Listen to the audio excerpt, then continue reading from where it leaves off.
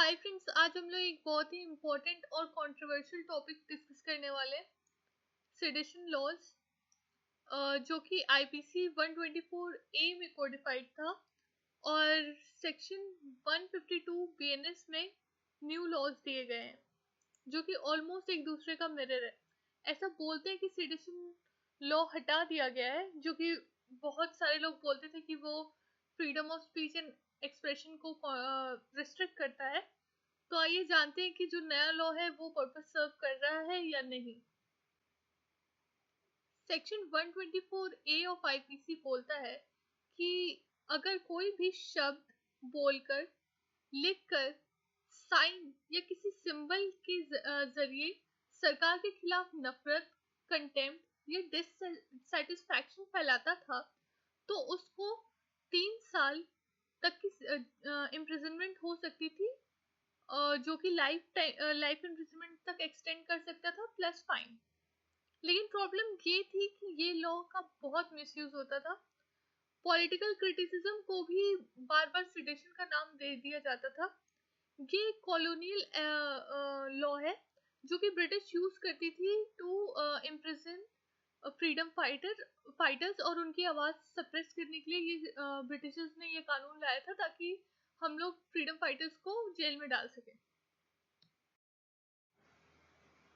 अब नए लॉ की बात करते हैं, सेक्शन 152 बीएनएस।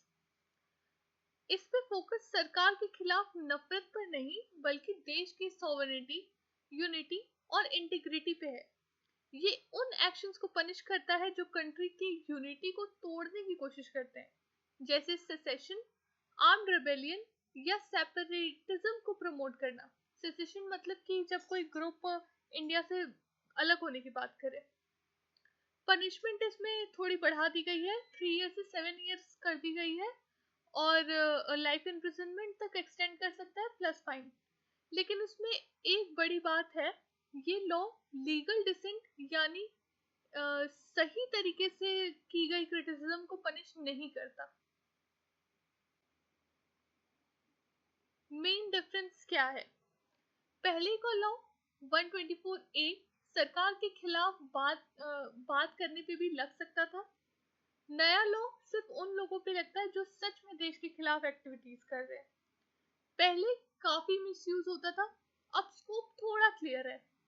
पनिशमेंट पहले 3 ईयर्स या लाइफ इम्प्रिजनमेंट थी, अब 7 ईयर्स या लाइफ इम्प्रिजनमेंट है depending on the gravity of the offence. Cases देख लेते हैं। Kedarnath Singh versus state of Bihar 1962। इसमें क्या हुआ, केदारनाथ ने अपनी स्पीचेस में गवर्नमेंट पॉलिसीज को क्रिटिसाइज किया। कोर्ट का क्या डिसीजन था? सुप्रीम कोर्ट ने कहा कि क्रिटिसिज्म अलाउड है जब तक वो वायलेंस या पब्लिक डिसऑर्डर क्रिएट नहीं करता।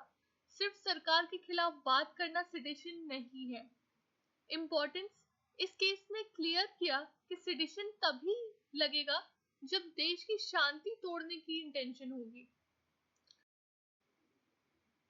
Balwant Singh versus state of Punjab 1995। इसमें क्या हुआ कि एक रैली के बाद बलवंत सिंह ने खालिस्तान जिंदाबाद के स्लोगन्स लगाए। कोर्ट का क्या डिसीजन था? सुप्रीम कोर्ट ने कहा कि ये सेडिशन नहीं है क्योंकि स्लोगन्स आइसोलेटेड थे और लोगों को वायलेंस के लिए प्रोवोक नहीं किया गया।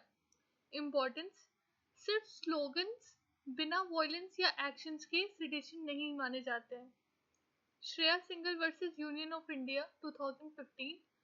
Not sedition but free speech link. इसमें क्या हुआ, case section 66 A IT act का था, लेकिन कोर्ट ने एक प्रिंसिपल सेट किया कि सिर्फ ऑफेंसिव स्पीच पनिशेबल नहीं हो सकती जब तक वो इंसाइटमेंट टू वायलेंस ना हो। इम्पोर्टेंस, ये प्रिंसिपल सेडिशन लॉ इंटरप्रिटेशन में नहीं अप्लाई होता है। एसजी वोम भक्त करे वर्सेस यूनियन ऑफ इंडिया 2022। इसमें क्या हुआ, सुप्रीम कोर्ट में एक पिटीशन फाइल हुआ जिसमें सेडिशन लॉ को अनकॉन्स्टिट्यूशनल चैलेंज किया गया। कोर्ट का क्या डिसीजन था?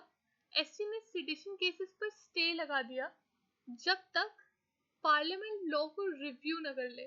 इसका इम्पोर्टेंस क्या है कि इसी को सेक्शन 152 ने रिप्लेस किया है इसी इसी केस के थ्रू।